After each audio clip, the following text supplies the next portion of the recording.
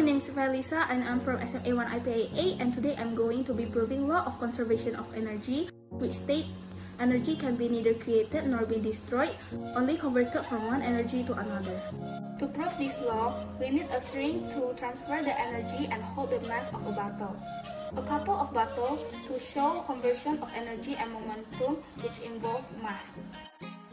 Measure the string 60 cm in length and cut it with scissors. Next, cut half of the string to get 30 cm in length.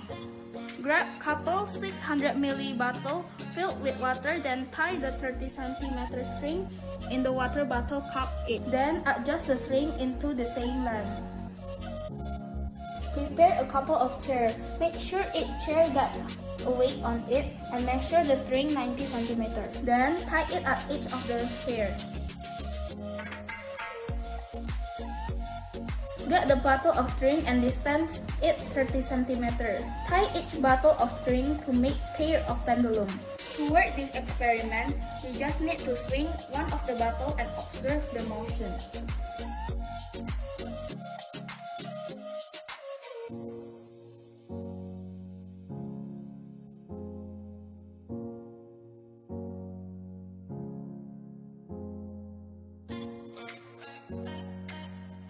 As we can see, when the first bottle moves, the second bottle will stay still.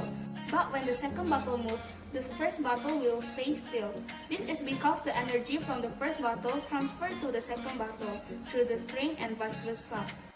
If we observe it again, the first and second bottle create the same momentum.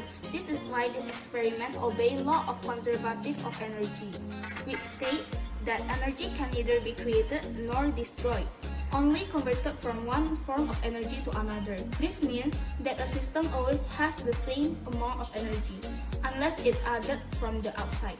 Other application in real life is catapult. When catapult is shot, the first energy will be the same as last energy. Goodbye and thank you for watching.